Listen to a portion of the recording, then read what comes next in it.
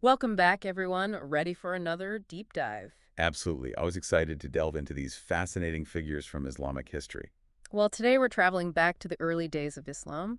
Gonna meet someone pretty incredible. A man named Ubay ibn Ka'b. You familiar with him? Oh, absolutely. Hmm. Ubay ibn Ka'b, a name that echoes through the centuries. Not just a companion of the Prophet, but a figure who played a crucial role. I mean, we're talking about the preservation of the Quran itself. Exactly, and that's what makes him so fascinating to me. I mean, think about it. Almost every Quran reciter alive today, their lineage can be traced back to this one man. It's mind-boggling when you think about the sheer impact of his legacy. Essentially, Ubay became, well, a living library of the Quran, ensuring its accuracy, its purity, at a time when it was primarily transmitted orally. Such a pivotal role. I mean, the weight of that responsibility, it's incredible. But before we get too deep into that, I'm curious about Ubay the man. What was he like before Islam? What kind of life did he lead? All right, so picture this, Medina, the Khazraj tribe. That's where Ubay hailed from. And get this, he was actually literate before Islam. Oh, wow, that's pretty rare back then, wasn't it? Exceptionally rare. It was a world dominated by oral tradition. And this literacy, it undoubtedly played a huge role in his later mastery of the Quran. So a strong foundation for knowledge right from the start. But he wasn't just a scholar, was he? He was also a warrior, fought in the Battle of Badr right alongside the Prophet Muhammad. A man of action and intellect, truly. But yeah, it was his mastery of the Quran that truly set him apart. Think about this. The Prophet Muhammad himself recommended learning the Quran from four specific people. Ubay, one of them. Wow. That's quite the endorsement. And I remember hearing that the Prophet even praised Ubay as the best reciter among his companions. What was it about his recitation? Was it a certain style, a particular technique that made it so special? It's hard to say. The sources don't really give us a blow-by-blow description of his technique. But there's a remarkable story that sheds light on the impact of his recitation. It's said that the Prophet Muhammad once shared that Allah had commanded him, the Prophet himself, to recite the Quran to Ubay. Wow, think about that for a second. That's huge. A divine command to recite to Ubay. It speaks volumes, doesn't it, about Ubay's connection with the Quran? Absolutely. I mean, it underscores the profound respect the Prophet Muhammad had for Ubay's knowledge, and of course, the divine importance placed on the accurate transmission of the Quran. Centuries ago, this event, it shaped how we interact with the Quran today. It's incredible. So I have to ask, after the Prophet Muhammad's death, what happened? What was Ubay's role in the fledgling Muslim community? He became a guiding light, a beacon of knowledge, a leading scholar and teacher of the Quran in Medina. Imagine him in the mosque, leading prayers, reciting verses, patiently answering questions, a source of knowledge and guidance for the entire community. He sounds like a true pillar of the community. Did he have specific teachings or practices that made a lasting impact? Anything that stands out? Well, one notable example, his belief about Laylatul Qadr, the night of power. He held that it fell on the 27th night of Ramadan. And you know what? To this day, many Muslims intensify their worship on that very night, seeking the blessings of Laylatul Qadr. Fascinating. His interpretation resonating through generations. Powerful stuff. Any other examples? How else did he influence Islamic practice? Oh, definitely. He was instrumental in unifying the companions behind one imam for Taraweeh prayers during Ramadan, those special night prayers, so central to the month. Ubay's efforts, they helped establish that sense of unity, communal worship during this holy month. So he's not just a scholar, but a community leader, shaping how people practice their faith. Precisely. And here's where things get interesting. Despite his immense knowledge, his influence, Ubay never sought positions of power, never craved political office. It's fascinating when you consider his relationship with Caliph Umar. Umar, known for his wisdom, right? I mean, he clearly recognized Ubay's vast knowledge, but never appointed him to any official position. Why? Was Ubay against political involvement? Not quite. You see, Umar himself explained his reasoning. He said, and I'm paraphrasing here, that he feared political office would negatively impact Ubay's piety, his focus on religious matters. That's revealing, isn't it? Ubay, a man deeply devoted to a life of scholarship, spiritual pursuit, maybe even more so than political engagement. Absolutely. Yeah. He was known for his strict and ascetic nature, often compared to Abu Dar, another companion known for his simple lifestyle. His criticism of materialism. It's almost like a paradox, right? This man, Ubay, so concerned about materialism, yet he didn't reject the world entirely. Right. It's a fascinating balance. Actually, there's a story about a man who was criticizing the material world, really going at it. And you know what?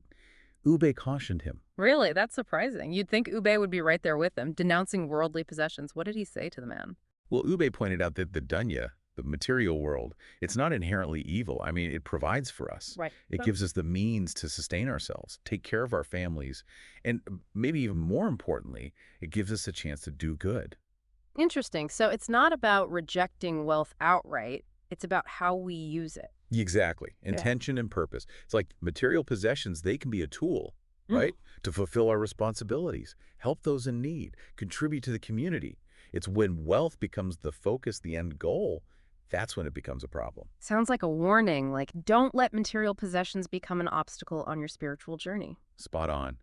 Ubay saw how materialism could distract people from their relationship with Allah, from seeking knowledge, Mm. from striving for righteousness.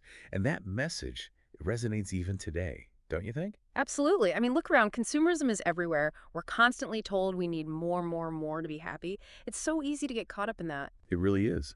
But Ubay's example, it's a good reminder to constantly check ourselves, reevaluate our priorities, ask ourselves, why are we pursuing something? Is it a genuine need or is it ego, the desire for more, more, more? So, taking a step back, checking our motives, making sure our actions they align with our values. What else can we learn from Ubay? Well, how about this? The idea of using our resources for good. Ubay, he understood that the material world, it can be a means to an end, a way to do good deeds, help others, contribute to a better world. Powerful reminder. It's not about hoarding wealth, right? Or just indulging ourselves. It's about sharing those blessings, using what we have to make a positive impact. Exactly. Whether it's charity, volunteering our time, or even just using our skills to benefit others, we can all find ways to make a difference. We've talked about intentionality, using our resources for good. But there's another element to Ubay's life, isn't there? Simplicity. He chose a life of scholarship and spiritual devotion over material wealth. Is that something we can even strive for today? I mean, we're not all scholars, right? Of course we can. Simplicity, it's not about deprivation, it's about contentment. Finding joy in the simple things, focusing on experiences, not possessions. It's about shifting our priorities. Instead of always wanting more, maybe we can focus on being grateful for what we have. Exactly. And studies actually show that gratitude leads to greater happiness and well-being. It's not just a feel-good concept, it actually has real benefits. Intentionality, using our resources for good, embracing simplicity. Anything else we can learn from Yube's life? Any other nuggets of wisdom? Well, his dedication to the Quran, it's incredibly inspiring. He didn't just study it, he lived by it. Remember his advice. Take the Quran as your imam, your judge, your ruler. Yeah, it was more than just a book to him. It was a guiding principle for his entire life. Exactly. And in this world, so chaotic and confusing at times, having that moral compass, that unwavering guidance, it could be so grounding. Like a roadmap for life, a set of principles to navigate the human experience. And the beauty of the Quran, it's accessible to everyone. You don't need to be a scholar to benefit from its wisdom. All you need is a sincere desire to learn, to understand, to apply its teachings. It brings us back to Ube's legacy. He was a teacher, a mentor, someone who dedicated his life to sharing knowledge, inspiring others. And that's something we can all aspire to, right? Yeah. Not just to learn and grow ourselves, but to share what we know, empower others, carry the torch. Okay, so we've covered a lot about Ube, his character, his spiritual journey, but we haven't really dug into the nuts and bolts, his biggest contribution, preserving the Quran. How do you do that? Especially when it wasn't even a book yet. It's pretty amazing when you think about it. Right. Back then, it was all about memorization, Yeah. oral transmission. And that's where Ubay's, well, his incredible memory, his mastery of recitation, that was absolutely vital. He was one of a select few meticulously documenting, standardizing the text, making sure it stayed accurate. I mean, back then, the slightest variation could have, well, significant consequences. So almost like a scribe, right? But for a text that was still being revealed and not even gathered into one book yet. Exactly. It was a huge undertaking, not just memorization, but understanding the nuances of Arabic, the context of each verse. So complex. Sounds daunting. But thanks to Ube, and of course others like him, we have the Quran as we know it today. It's like his work, it echoes through time, connecting us back to the very origins of Islam. Absolutely. Every time someone recites the Quran, every time someone seeks guidance from it, they're connecting with Ubay's legacy. His efforts, they've touched countless lives. Billions, really. throughout history. The lasting impact of one person. Amazing. But it wasn't just about the technical stuff, right? Preserving the words. He was passionate about living by the Quran too, about spreading its message. Oh, completely. He always emphasized internalizing it. You're not just memorizing, but understanding, applying it to your life. For Ubay, it wasn't just about a text. It was about a way of life. And that brings us back to what we've been talking about, right? Knowledge, justice, service, finding that balance between our worldly responsibilities, our spiritual aspirations. Ubay's life, a true testament to those values. Absolutely. And he wasn't afraid to speak truth to power either, challenging authority when necessary. He was really troubled by the gap between the rich and the poor, warned against materialism, chasing wealth at the expense of others. Still so relevant today, right? Inequality, injustice. It's like we're still grappling with these issues. It's a reminder. Our faith, it calls us to be more than just bystanders. We got to be active, pursue justice, advocate for everyone's well-being. We have a responsibility. Use our voices, our resources, uplift the marginalized, work towards a more compassionate world. And his dedication to teaching, mentoring, that's huge. Urbane knowledge shouldn't be hoarded, it's meant to be shared. He nurtured the next generation, ensured his teachings would continue long after he was gone.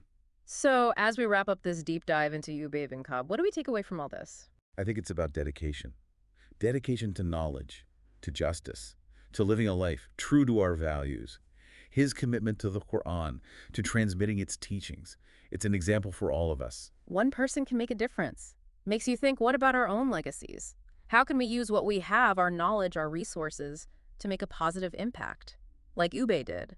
How can we live lives that are meaningful, purposeful, lives that embody compassion, justice, service? Those are the questions Ubay leaves us with. Thank you all for joining us on this journey. It's been truly enlightening. Until next time, keep seeking knowledge, keep striving for justice, and keep Ubay ibn Ka'b's legacy alive.